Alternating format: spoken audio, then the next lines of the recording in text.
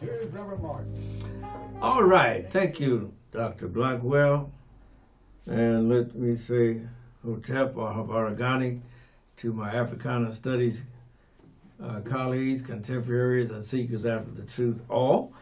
And let me say good morning, good afternoon, good evening, but certainly never good night and never ever goodbye, because I've always found goodbyes traumatizing. I said, I have always found goodbyes traumatizing, personal for me.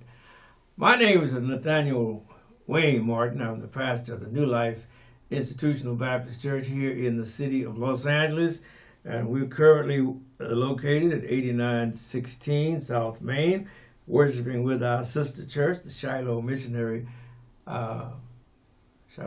Christian Church, which is pastored by my good friend, the Reverend Dr. Della F. Holliness. You know, they always say when the Baptists and the Charismatics get together, there's always going to be a shouting in the camp. And surely God has blessed our ministry, and our fellowship is rich, and it is productive and fruitful, and I thank God for bringing us together.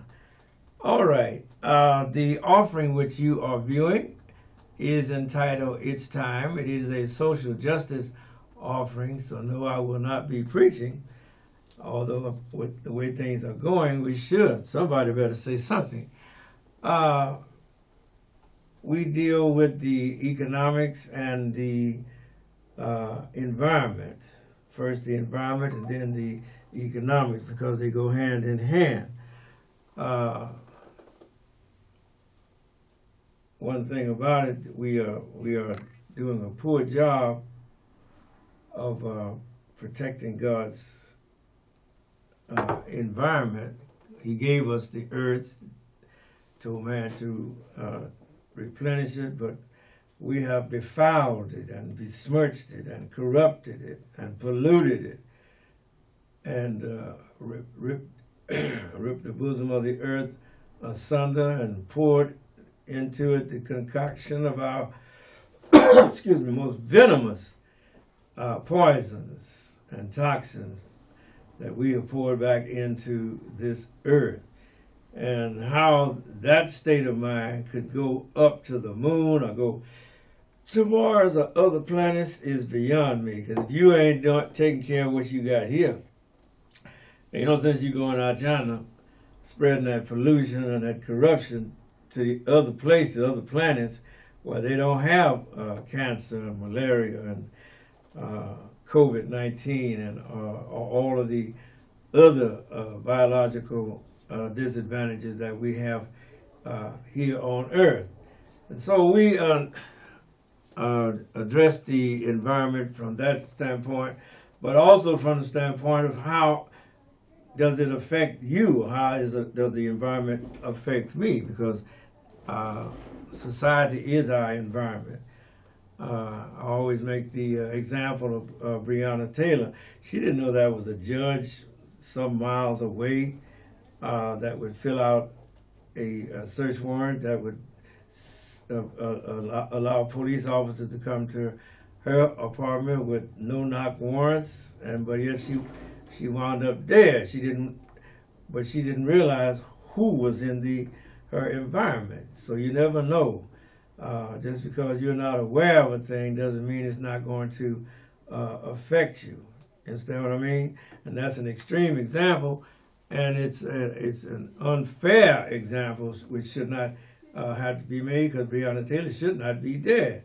She wasn't doing anything. She was sleeping in her bed at the time, thank you, when the police kicked that door in, instead of knocking or announcing themselves. And so that's how your environment in your society can affect you. And then, of course, the train derailments, the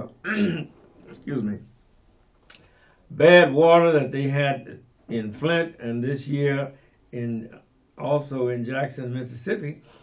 And as I always say, we're going to discover this bad water is not limited to just those two locales, or those two geographical locations. We're going to find out that bad water is going to be spreading all over this land and country, because we, like I said, we have not, we as a human species have not had any value of the lakes and the streams and the babbling brooks and the rivers and all of that. And so we don't have much of that no more, because we turned it into a parking lot. You've had Negro removal, which is called urban renewal, and we have, as a people, have been displaced as much as the first colonies. Speaking of the Comanches and the Arawaks and all of that, Iroquois and all of those tribe nations that were pushed in the Vale of Tears, the Trail of Tears, driven from California all the way to Oklahoma, and settled there. And every time the white man found oil on the Indian's property, it made the Indian move somewhere else. Well, that type of thing is what has become an epidemic. It's so common among us. We displace one another. And while I'm on that, I know I wished you a happy Thanksgiving, but now let me tell you about Thanksgiving, because I must always shed the light of truth. And of course, we mean now black people, we never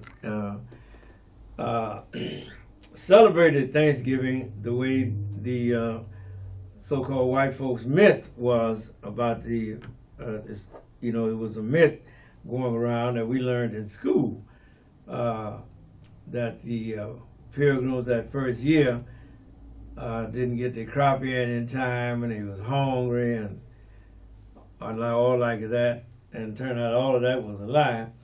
But the story went that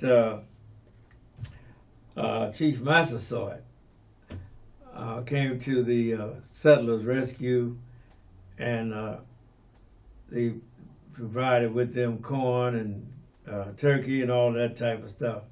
And that's where we get our traditional from. But of course now, I personally don't celebrate Thanksgiving on that basis.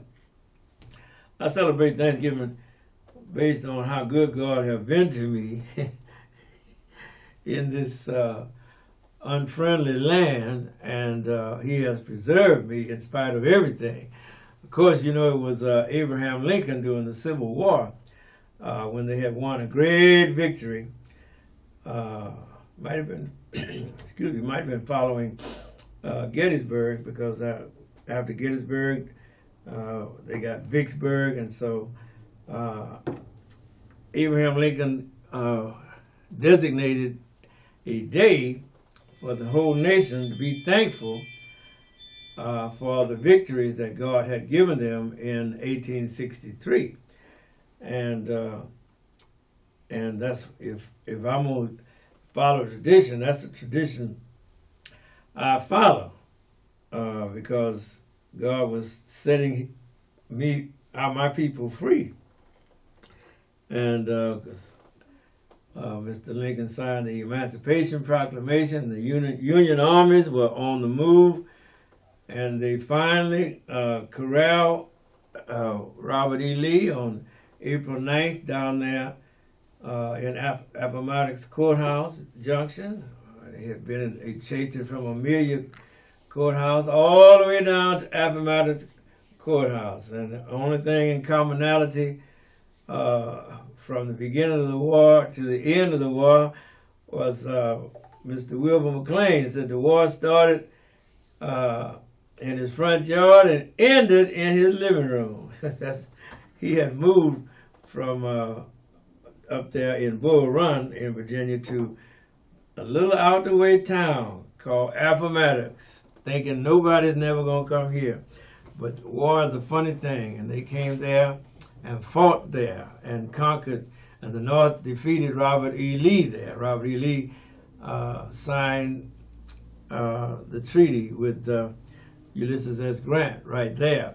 So that is why I celebrate Thanksgiving, because it at least was the beginning of us coming out from under the cruelties and the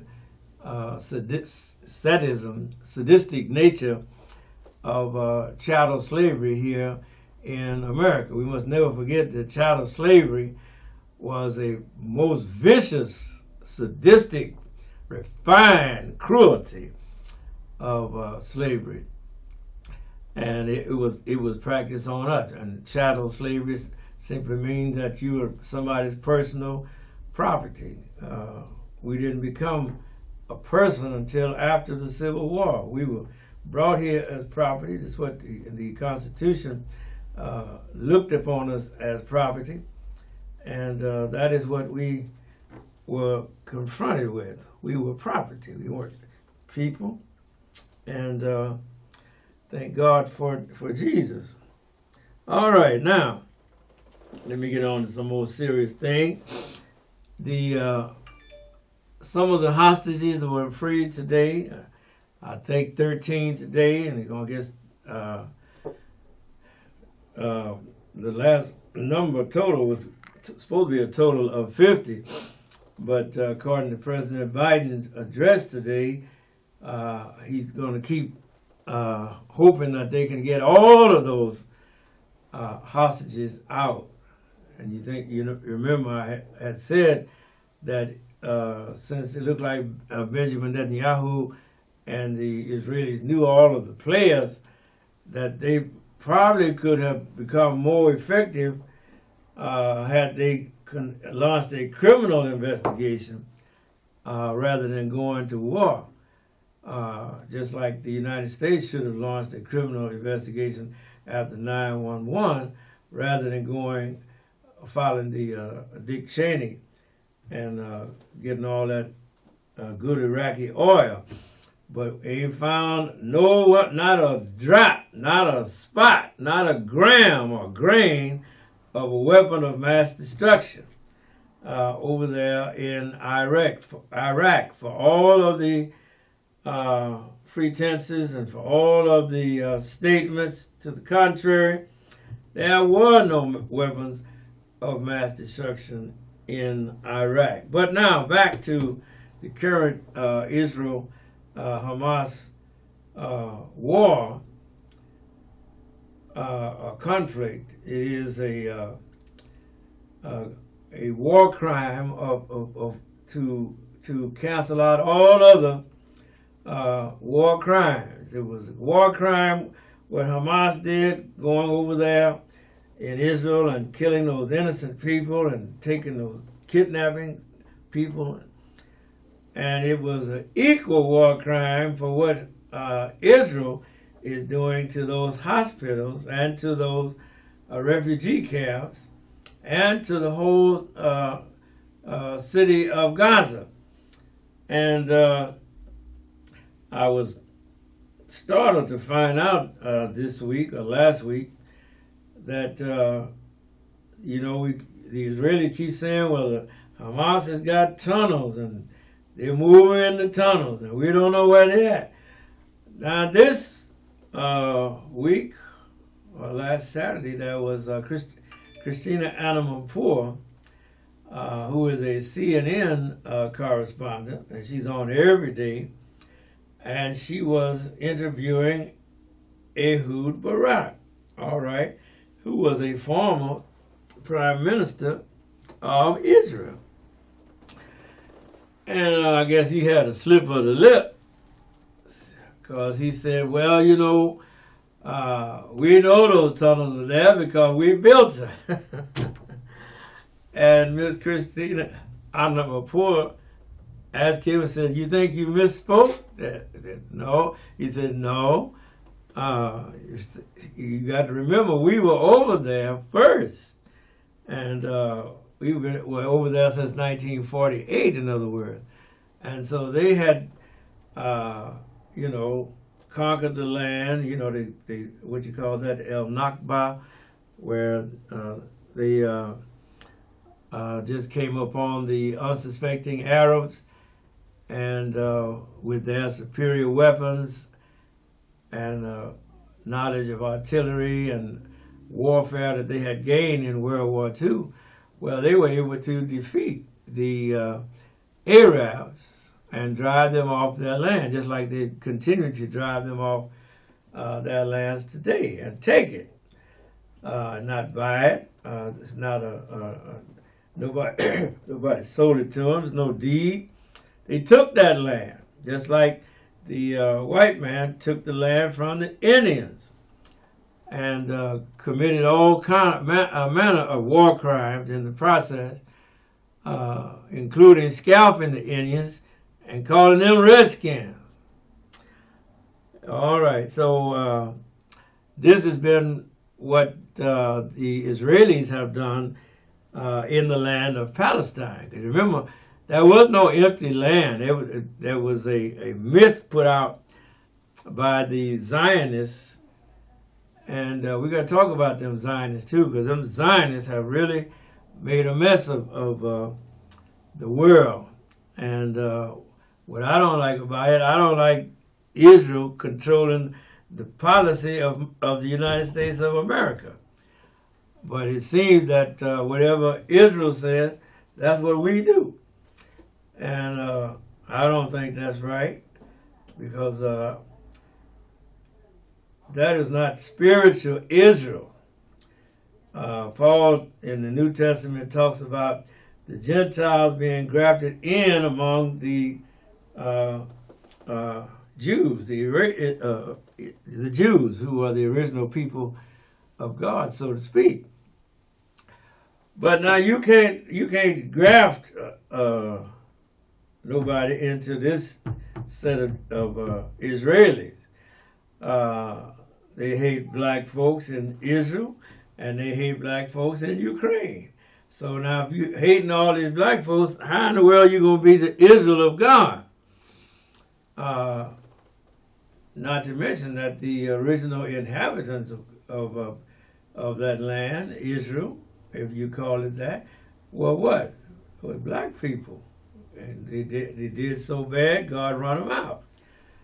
And you run them out of there twice. You run them out of there under the Babylonians and kept them in exile for 4 generations, 70 years, before he let them come back home under Cyrus and Zerubbabel and those fellas. And you know, we read about Nehemiah's exploits there, and we read about Israel's experiences there in the return back home.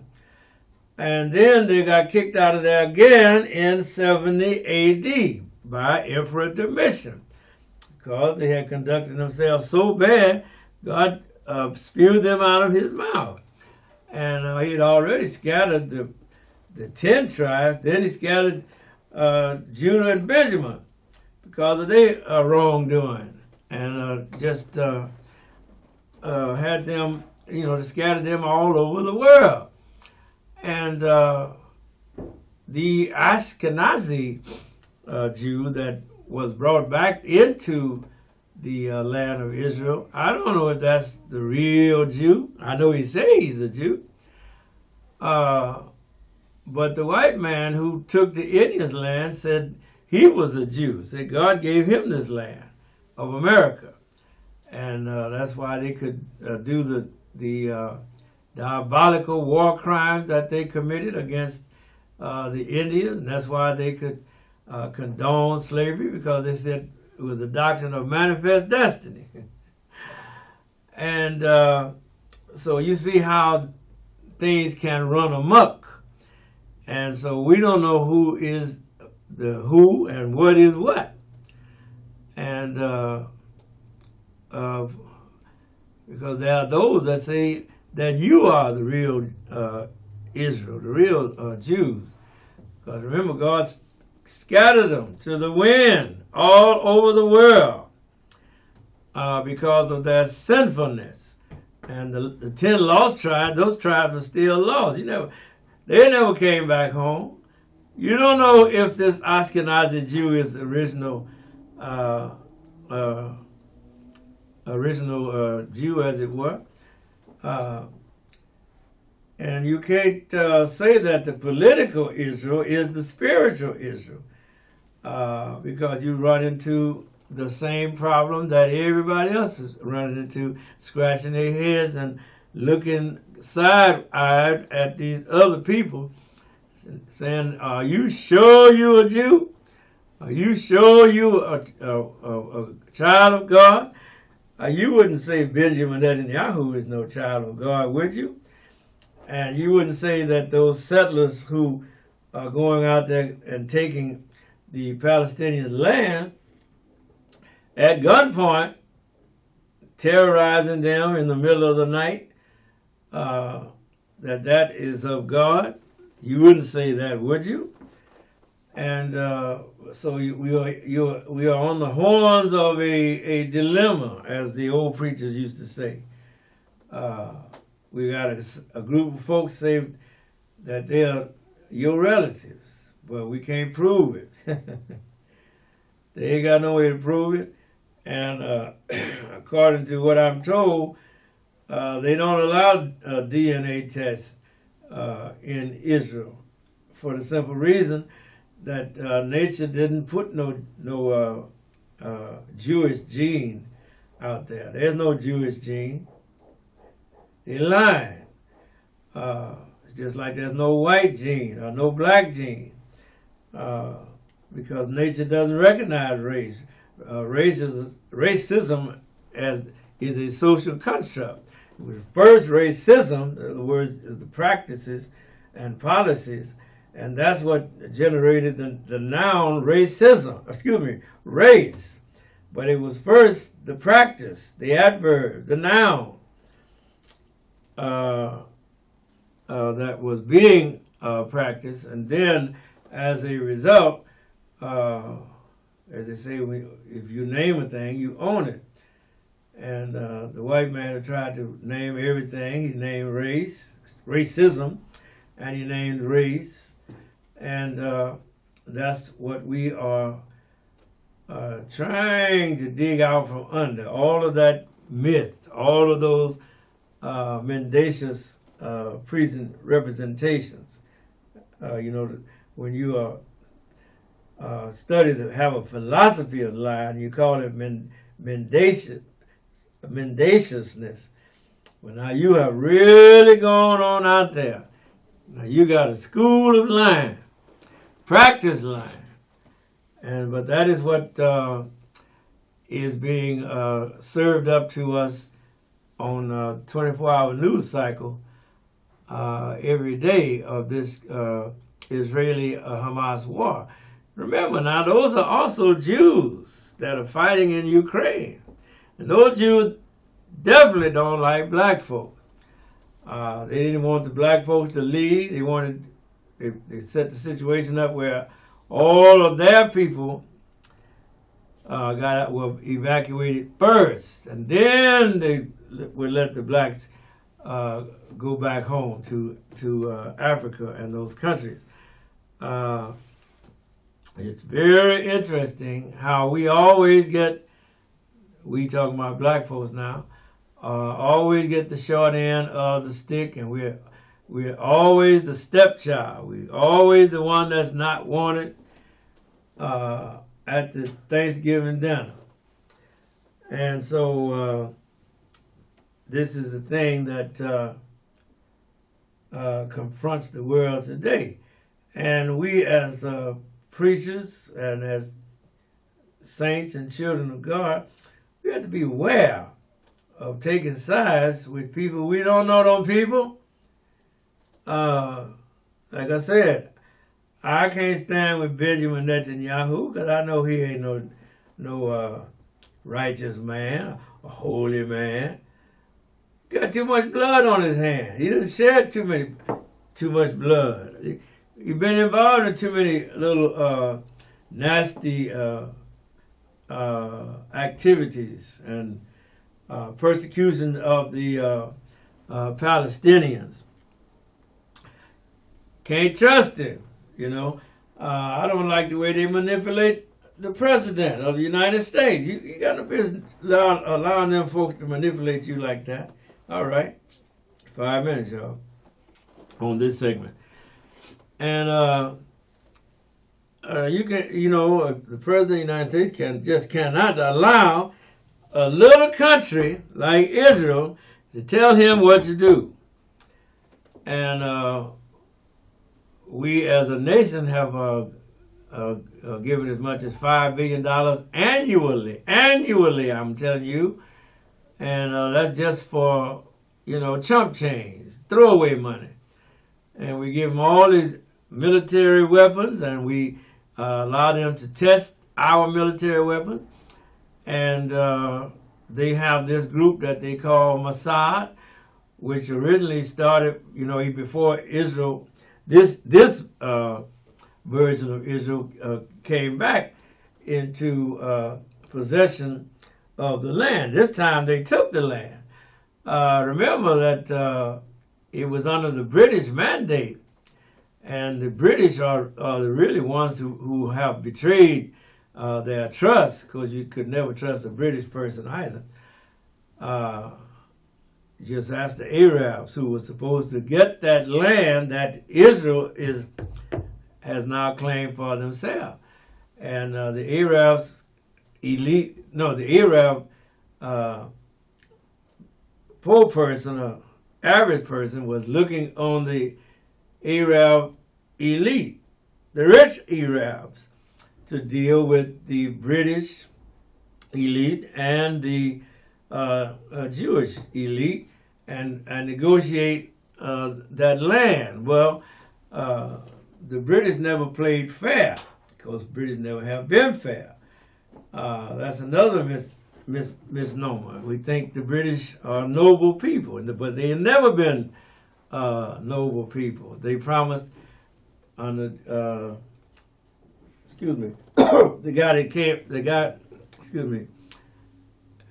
that became the Prime Minister of England, Lord Anthony Balfour, and that Balfour Declaration was nothing but a bunch of ambiguities and equivocations that they didn't stand up on, because they never planned to stand up on that Balfour Declaration. The Arabs misunderstood it, thought it meant more than what it was saying. They thought it meant promise, but it was just a declaration, just a resolution, in other words coming out of Lord Balfour's mouth, so that he could make a separate agreement with Rothschild and this Theodore Herzl fellow to get the Jews to come back over there. Remember, at first the Jews were going to be relocated to Uganda in Africa, really in Africa. But the Jews said, no, we don't want to go to Africa. We want to go back. We want to go back to our land. But anyway, that's that part. And again, be very careful. Don't just listen to the propaganda on the TV. Do your own research. Do your own study. And remember that most of the journalists are biased, and they have their own slant on things. And thank God we're coming down to the end of this year, because it's really been a hectic year. And a lot of the trades have had a chance to go out on strike. And as I close here, let me close and say, if you're working on a job or you're working for somebody and they don't want to pay you, take my considered advice and don't work for them. God bless. Thank you, Doc. We out here. Take care.